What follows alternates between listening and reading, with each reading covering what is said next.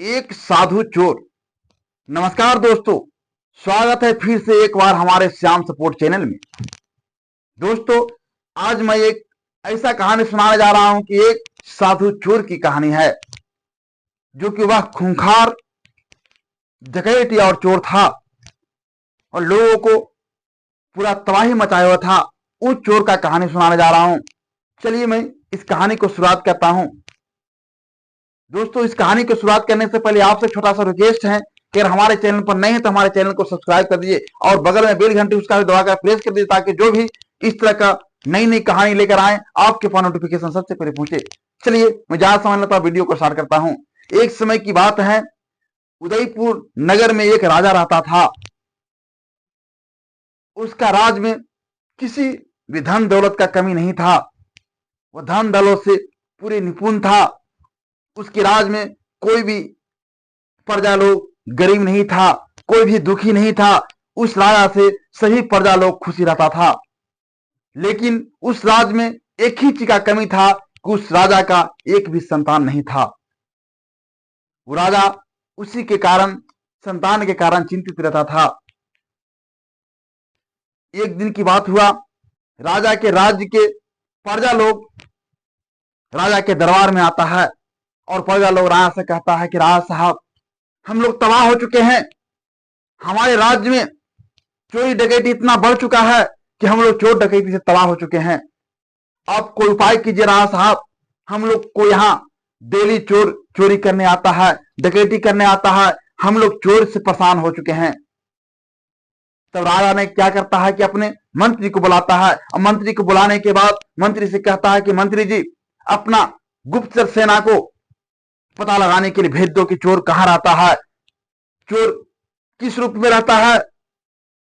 मंत्री ने अपना सिपाहियों, सेनाओं को, जो गुप्तचर था, गुप्तचर सेना को पता लगाने के लिए भेज देता है। और इधर जो चोर था वह एक जंगल में रहता था। वो साधु के भेष में रहता था, उसको कोई पकड़ नहीं सकता था। इतना तेज तराज वह चोर था। रात को चोरी करता था, वह दिन भर साधु के भेष में रहता था। उसको गेस भी कोई नहीं कर सकता था कि यह चोर है। एक दिन की बात हुआ कि चोरों के सरदार ने चोरों के साथ आपस में बैठकर बातें कर रहा था। उसमें से एक चोर ने कहता है कि महाराज, हम लोग पूरे नगरवासियों को तो चोरी करते करते थक चुके हैं, लेकिन मुझे अब मन करता है कि अब शाही खजाना को लूटा जाए।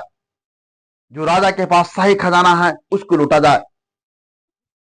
तो चोरों को सरदार कहता है कि शाही खजाना को लूटना इतना आसान नहीं है। शाही खजाना के चारों तरफ सेनाओं को पहरा पड़ता है, सेना तैनात रहता है। उसमें से हम लोग बचकर निकल नहीं सकते हैं। और कैसे पता लगाएं कि शाही खजाना कहां है, ये भी मालूम हमको लोग का नहीं है। तब उसमें से चोर में से एक कहता है, जो बहुत चालाक चोर था, वो कहता है कि महाराज, आप इसका चिंता मत कीजिए, इसका पता लगाना मेरा ही काम है। मैं आज ही पता लगाता हूं कि राजा साहब का शाही खजाना कहां पर है। वह चोर अपना साधु के भेष बना करके, हाथ में कमंडल लेकर के वह निकल जाता है राजा के दरबार में। जब राजा में के दरबार में पहुंचता है, कहता नारायण नारायण करते हुए पहुंच जाता है। जब राजा साहब देखते हैं उस चोर को, जो साधु के भेष में बना हुआ था, वह साधु महात्मा के बहुत आदर सत्कार करते थे। और राजा ने देखे, कहें कि महात्मा जी, आप कहां से आए हैं, आइए हमारे दरबार में पधारिए। तब वह चोर के भेष में साधु जो बने हुए था, वह चोर कहता है कि मुझे ठहरने का मौका नहीं है, मैं इसी रास्ते से जा रहा था, तो मैंने अपने आंतरिक शक्ति से हमने पता लगाए कि आपके राज्य में आपके यहां धन संपत्ति का कोई कमी नहीं है, लेकिन एक कमी है तो एक संतान का। तब राजा साहब कहते हैं कि महात्मा जी क्या करें, हमारे पास धन संपत्ति का कमी नहीं है, लेकिन एक संतान के बिना मैं बेचैन हूं। तब वह महात्मा कहता है, जो चोर था, जो कहता है कि राजा साहब अब तुझे चिंता करने की कोई जरूरत नहीं है, तुम्हारा संतान होगा और जो कि जुड़वा पुत्र होगा, लेकिन उसको लिए कुछ करना होगा। तब राजा कहते हैं क्या करना होगा। तो वह चोर ने कहता है कि राजा साहब एक स्वर्ण मुद्रा हमको देना होगा और उसके बाद आपको जुड़वा पुत्र पैदा लेगा। राजा कहते हैं कि महाराज एक क्या, हमारे पास अनेक सोने की स्वर्ग मुद्रा है, एक नहीं अब 10 सोने की स्वर्ग मुद्रा लीजिए, लेकिन कोई अगर उपाय है तो हमें बताइए महाराज। वो चोर कहता है ठीक है, वह स्वर्ग मुद्रा हमको दीजिए और मैं मंत्र पढ़कर तुम्हारी पत्नी को दूंगा और वह स्वर्ण मुद्रा तुम्हारी पत्नी रखेगी और उससे तुम्हारा पत्नी का संतान होगा। तब राजा कहते हैं ठीक है, अभी मैं मंगवाता हूं। महाराज तक तो नहीं, रुक जाइए, अगर किसी दूसरे से सोने का स्वर्ण मुद्रा मंगवाया तो तुम्हारा पत्नी का बच्चा नहीं होगा। राजा साहब कहते हैं इसका मतलब देखो पुत्र, जो अगर दूसरे लोग उसको पकड़ लेगा सोने की मुद्रा को तो वह उस पर मंत्र असर नहीं करेगा, इसलिए मैं आपको शाही खजाना से एक मुद्रा स्वर्ण मुद्रा लूंगा और वह मुद्रा को पढ़कर तुम्हारे पत्नी को दूंगा, तब तुम्हारा पत्नी का बच्चा जन्म लेगा। राजा साहब कहते हैं ठीक है, आपको जैसा इच्छा, चलिए महाराज हमारे शाही खजाना के पास चलिए। वह राजा साहब शाही खजाना के पास ले जाते हैं और उसके बाद में जैसे ही चोर शाही खजाना में घुसता है, देखता है खाली सोने चांदी से पूरे खजाना भरा हुआ है, पूरे बक्सा भरा हुआ है। देखकर मन में सोचना शुरू करता है कि अगर यह शाही खजाना हमें हाथ लग जाए तो हमें 7 कुर्सी तक चोरी डकैती करने नहीं पड़ेगा। उसके बाद उस शाही खजाना से एक स्वर्ण मुद्रा निकालता है। निकालने के बाद चोर महात्मा बोलता है कि बेटा आपने शाही खजाना तो बहुत अच्छे से रखे हुए हैं, लेकिन बहुत सेफ से रखे हुए हैं, लेकिन अगर आपको राज में कोई दुश्मन आक्रमण कर ले तो इसको हटाने के लिए क्या उपाय बनाए हैं। तब राजा कहते हैं कि महाराज अगर कोई सेना हमारे राज पर आक्रमण करता है तो इसको हटाने के लिए एक गुप्त रास्ता है, उस रास्ता से हमने निकाल लेंगे, जो कि यह रास्ता है इसको खोलिएगा तो गुप्त रास्ता खुल जाएगा, ऐसे हमने हटा लेंगे। तो चोर महात्मा कहता है कि बेटा आपने रास्ता तो बहुत अच्छा बनाया है, लेकिन तब राजा कहता है कि महाराज इसका मतलब क्या है। तो कि बेटा मैं आपसे यही कह रहा हूं, खजाना का रास्ता तो बताया है, बनाया है गुप्त रास्ता, लेकिन तूने बताकर गलती किया। राजा कहता है इसका मतलब, तो किसका मतलब यही कि हमको तो तुम बता दिया, लेकिन ये राज को किसी से मत बताना, सही खजाना का रास्ता किसी से भूल कर ही मत बताना। तो राजा साहब कहते हैं इस गुप्त रास्ता को आज तक किसी से नहीं बताए हैं महात्मा जी, सिर्फ सेनापति जानता है। तो वह चोर बोलता है कि यही तो गलती किए हैं, सेनापति को भी नहीं बताना चाहिए था। तो राजा कहते हैं कि सेनापति वह मुझे खास सेनापति है, वह कभी गलती कर ही नहीं सकता है। उसके बाद वहां से वह चोर ने निकल देता है। निकलने के बाद बाहर आकर स्वर्ण मुद्रा को लेकर कुछ भुनभुनाता है, मंत्र पढ़ता है और उसके बाद में वह स्वर्ग मुद्रा को राजा को पत्नी को दे देता है और कहता है कि यह स्वर्ण मुद्रा को जब तक रखना है तब तक आपका संतान न हो जाए। तो राजा का पत्नी कहता है, रानी कहता है, ठीक है महाराज, आपने जैसा कहे हैं वैसा ही करेंगे। और उसके बाद में वहां कहकर वह डकैत वहां से चल देता है। जब जाता है जंगल में, अपना गिरोह में शामिल होता है। शामिल होने के बाद अपना जो उसका सरदार था, चोरों का सरदार था, चोर के सरदार से कहता है कि हुजूर, हमने उस शाही खजाना का पता लगा लिए हैं कहां पर है, उसका गुप्त रास्ता भी पता लगा लिए हैं, चलिए आज ही उस खजाना को लूट लेना है। यह कहकर सभी डकैत ने प्लान बनाता है और रात को जाता है वही गुप्त रास्ता से, जो गुप्त रास्ता था उसी रास्ता से सारा खजाना को लूट लेता है, लूट कर चले आता है। जब सुबह होता है तब पूरे हंगामा हो जाता है कि राणा साहब का सही खजाना तो गायब हो गया है। जब यह सुनकर राजा को बहुत बड़ा गुस्सा होता है कि हमारे राज में आज तक कोई अंदर चिट्ठी भी प्रवेश नहीं कर सकता है, हमारे शाही खजाना से सोना चांदी कैसे गायब हो गया। राजा कहते हैं सभी सिपाहियों से कि पता लगाओ कैसे गायब हुआ। उसमें से एक सिपाही ने आता है, कहता है, राजा साहब, वह खजाना गायब कहीं से नहीं हुआ है, कहीं भी पहरेदार से कोई दिक्कत नहीं हुआ है, वह खजाना आपको गुप्त रास्ता से ही चोरी हुआ है।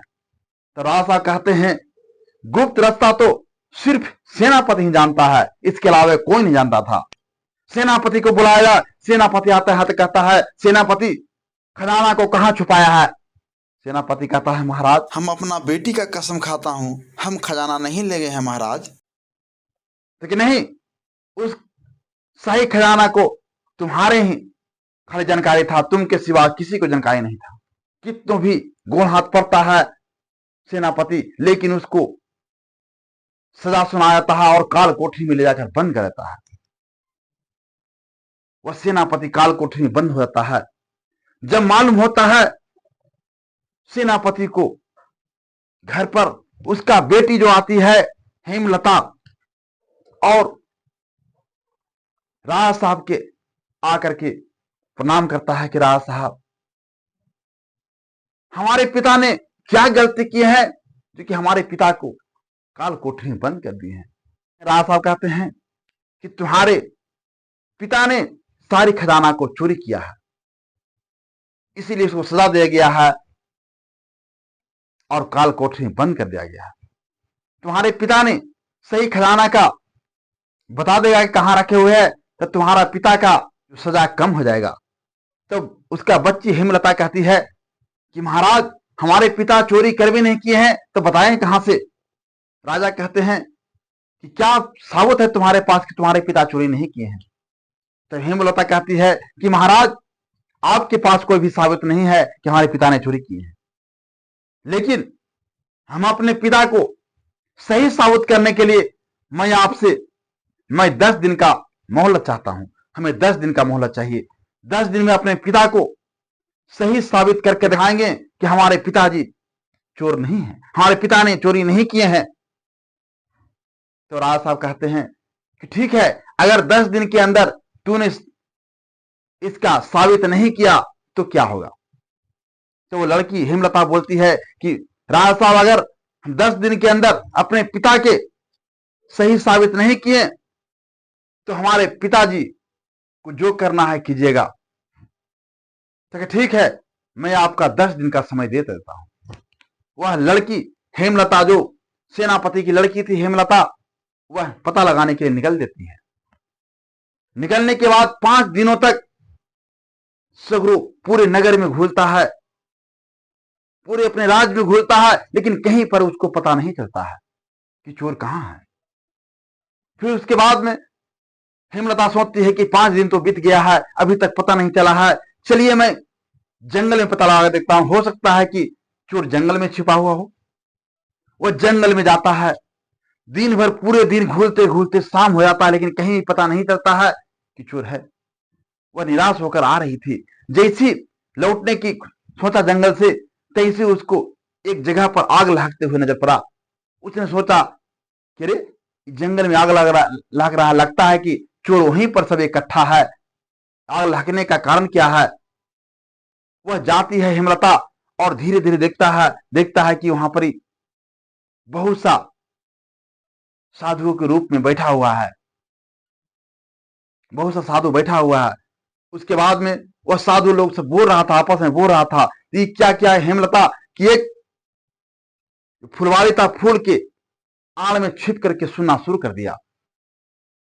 वह डाकू लोग कह रहा था कि हमने राज साहब को सही खजाना को लूट लिए हैं कि अब हमें जिंदगी भर को भी लूटने की जरूरत नहीं पड़ेगी, हमने तो माले माल हो गए हैं, अब हम लोग को यह चोरी डकैती करने का नौबत ही नहीं आएगा कभी। तब लड़की ने सुना तो कहा कि ओ, असली चोर यही है, यही राज दरबार से सही खजाना को चुराया है, अब तो हमने पता लगा ही नहीं। लेकिन अगर राजा साहब से बात को कहेंगे तो राजा साहब विश्वास कैसे करेंगे? इसको रंगे हाथे पकड़कर दिखाना है, रंगे हाथे पकड़ना है। तब वह अपने घर पर चला जाती है हेमलता, और सुबह जब होती है तो जाता है राज दरबार में राजा के पास। राजा साहब कहते हैं, हेमलता क्या तुमने पता लगाया चोर का? क्योंकि चोर को तो पता लगा लिए राजा साहब, तो कहां है चोर, कौन चोर है? तो राजा साहब हमने अभी बताएंगे नहीं, हमने उस चोर को रंगे हाथे पकड़ना चाहता हूं और साबित करना चाहता हूं कि यही चोर है।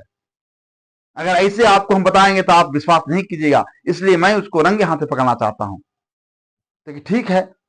तब वह हेमलता बोलती है कि राज साहब, मैं इससे आपसे एक गुजारिश है कि हमको रंगे हाथे पकड़ने के लिए हमको कुछ सोने चांदी का बर्तन चाहिए और शाही सराय दे दीजिए कुछ दिन के लिए। ठीक है, आप ले जाओ, मैं दे देता हूं, सही सराय भी दे देता हूं और सोना चांदी भी दे देता हूं। राजा साहब हेमलता को वह सोने के बर्तन भी दे देता है, उसके बाद में शाही सराय भी दे देता है। उसके बाद वहां से वह लड़की लेकर चली जाती है अपना घर पर। उसके बाद में घर पर जाता है। लड़की जब सुबह होती है तो वह जंगल की ओर निकल जाती है। जंगल की ओर जा आती है, जाने के बाद देखता है कि सब वह चोर था जो ब्राह्मण के रूप बना करके सभी एक जगह पर बैठे हुए था। तब वहां पर गया, कहा कि दंडवत बाबा। तो वह साधु कहता है, खुश रहो बच्ची, बताओ क्या कारण है जो तूने इस जंगल में अकेले आया है? क्योंकि बाबा, एक सेठ राज दरबार का बच्ची हूं, हमने अपना मकान का गृहवास कराना है, इसमें साधु लोग का भोग कराना चाहते हैं, इसलिए आपके पास निमंत्रण देने के लिए आए हैं। ठीक है बच्ची, अगर तू निमंत्रण देता है तो मैं अवश्य आऊंगा। वह टाइम दे देता है और उसके बाद में बच्ची वहां चले जाती है। जब निमंत्रण उसको पड़ा था, सभी चोर ने अपना साधु रूप बना करके और वह शाही सराय में पहुंच जाता है। पूछते पूछते वहां पर जाता है। उसके बाद में सभी साधुओं को बैठा करके वहां पर और सोने के थाली, सोने के लोटा, सोने के गिलास देता है और उसी में सभी को खाना परोसता है। जब सोने की चीज सब देखता है, डकैत लोग खाते खाते सबको अपने में आपस में बात करना शुरू करता है कि अगर यह सोने की सामान अगर हाथ लग जाए तो हम लोग माले माल हो जाएंगे।